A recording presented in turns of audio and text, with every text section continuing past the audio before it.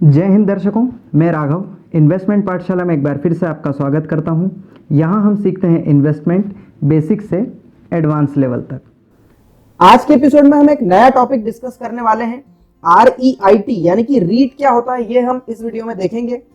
India में ये नया कॉन्सेप्ट है, लेकिन यूएस में ये ऑलरेडी पॉपुलर है और इसके माध्यम से लोग एक रेगुलर इनकम वहां पर जनरेट करते हैं। अब ये कॉन्सेप्ट इंडिया में भी आ चुका है कुछ समय पहले, और इसके माध्यम से रेगुलर इनकम कैसे जनरेट करना है वो हम देखेंगे इस वीडियो में। इससे पहले ये समझते हैं कि इंडिया में रियल एस्टेट के प्रति क्या भी होता है। हम सभी रियल एस्टेट से काफी लगाव रखते हैं। हम में से कई लोग ये सोचते हैं कि एक बड़ा सा अपार्टमेंट या मकान खरीद लिया जाए और उसे रेंट पर दे दिया जाए ताकि पर मंथ एक अच्छी रेगुलर इनकम जनरेट हो सके, लेकिन इसे प्रैक्टिकली एग्जीक्यूट करने में काफी सारी समस्या आती है। प्रॉपर्टी खरीदना, बेचना और उसका मेंटेनेंस, काफी समय जाता है इन सब सारी चीजों में। लेकिन रीट इनका सॉल्यूशन हो सकता है, जैसा कि यहाँ पर लिखा है, easiest way to invest in real estate. आगे बढ़ने से पहले कुछ कॉमन प्रॉब्लम्स यहाँ पर लिखी हैं जो रियल एस्टेट के साथ हम फेस करते हैं, जैसे कि लिक्विडिटी। बाय करने में भी एकदम से आपको कोई सेलर नहीं मिलेगा, सेल करते वक्त भी तुरंत कोई बायर नहीं मिलेगा, जैसा शेयर्स में होता है। एक सेकंड में आप खरीद या बेच सकते हैं, लेकिन वो रियल एस्टेट में अभी नहीं होता है। कॉस्ट काफी हाई हो सकती है, मेंटेनेंस में आपका समय भी जाएगा, और कुछ लीगल इश्यूज हैं तो उनमें भी आपका समय जा सकता है। अब आप सोचिए, अगर ऐसी कोई संस्था हो, ऐसा कोई ट्रस्ट हो जो आपसे कुछ पैसे ले और ऐसे कई सारे लोगों से पैसे लेके एक अमाउंट इकट्ठा करे और उसे रियल एस्टेट में या किसी अच्छी प्रॉपर्टी में लगाए और उस प्रॉपर्टी को रेंट पर दे और उससे आपको रेगुलर इनकम जनरेट हो सके, तो यही होता है रीट। यहां पर रीट की डेफिनेशन दे रखी है, a real estate investment trust is a company that owns and in most cases operates income producing real estate. मतलब एक ट्रस्ट है, एक कंपनी है जो कि आपके लिए किसी प्रॉपर्टी का मेंटेनेंस करेगी, किसी प्रॉपर्टी को रेंट पर देगी और उससे जो इनकम हो रही है वो आपको दे देगी। अब इससे काफी सारी समस्याएं सॉल्व हो गई। सबसे पहले, अगर कोई बहुत बड़ी प्रॉपर्टी है उसमें भी आप इन्वेस्ट कर सकते हैं, क्योंकि वो पूरी प्रॉपर्टी तो आपको खरीदना नहीं, आप सिर्फ उसके एक मेंबर हैं। जैसा कि कंपनीज में होता है, सारे शेयर होल्डर्स मिलके उस प्रॉपर्टी के मालिक होते हैं, वैसा ही यहाँ पर भी है।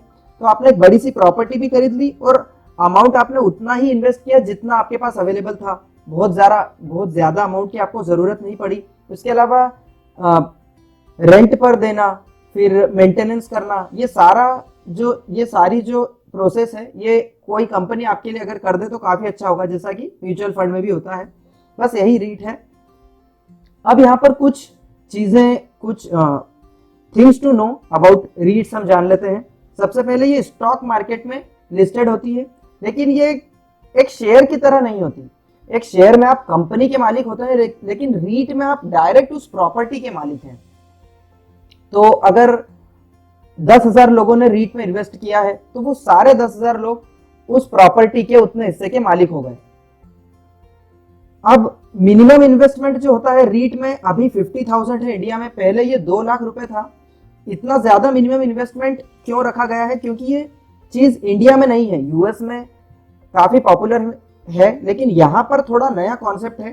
तो जो छोटे इन्वेस्टर्स हैं वो डायरेक्ट इसमें नहीं आए, इसके लिए ये रूल रखा गया था। पहले 2 लाख का मिनिमम इन्वेस्टमेंट होता था, अब ये घटकर 50,000 हो गया है, और धीरे धीरे शायद ये जब काफी पॉपुलर हो जाए तो और भी मिनिमम इन्वेस्टमेंट कम होता जाएगा।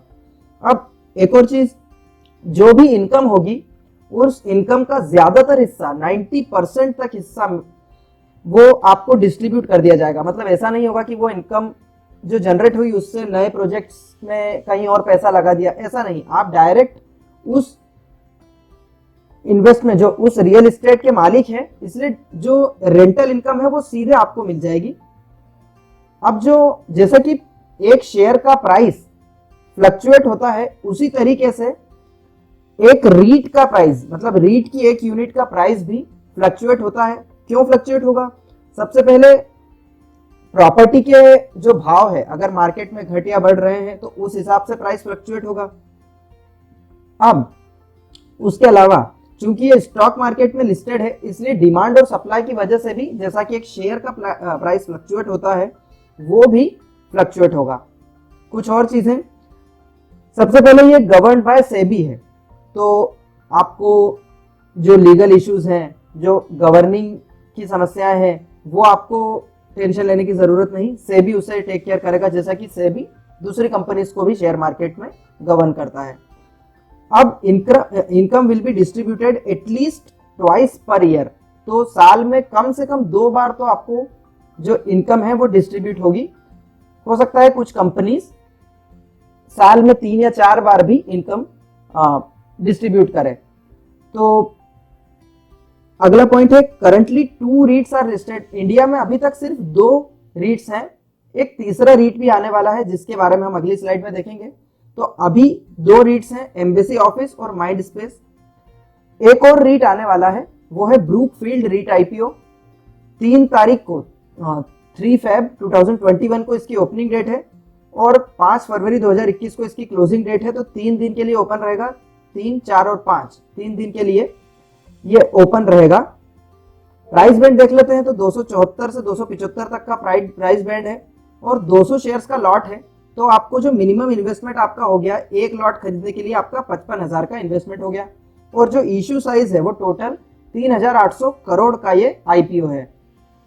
अब रीट में कुछ रिस्क भी है। देखिए, वैसा तो रियल एस्टेट में काफी सारी रिस्क होती हैं, ये आप जानते ही हैं, लेकिन इसके अलावा एक नई रिस्क है जो यहाँ पर लिखी है, वर्क फ्रॉम होम कल्चर। अब जो ज्यादातर रीट्स हैं वो ऑफिस स्पेस को अपना रेंट पर अपना स्पेस देते हैं, लेकिन अब ऐसा माना जा रहा है कि हो सकता है काफी सारी कंपनीज में work from home culture introduce हो जाए। तो ये एक नया रिस्क है जो शायद रियल एस्टेट में हो सकता है। इसके बारे में आप सोचिए, रिसर्च कीजिए और अगर आपको लगता है कि हाँ ये सही अपॉर्चुनिटी है तो आप रीट्स में इन्वेस्टमेंट कर सकते हैं। इसके अलावा अगर आपको ये वीडियो पसंद आया तो इसे लाइक कीजिए, कमेंट कीजिए, अगर आपका कोई क्वेश्चन है तो इसे शेयर कीजिए अपने फ्रेंड्स के साथ और चैनल को ज़रूर सब्सक्राइब कीजिए ताकि आगे आने वाले वीडियोस की समय समय पर सूचना आपको मिलती रहे और ऐसी महत्वपूर्ण जानकारियाँ आपको मिलती रहें। अगले वीडियो तक के लिए मुझे आज्ञा दीजिए। जय हिंद।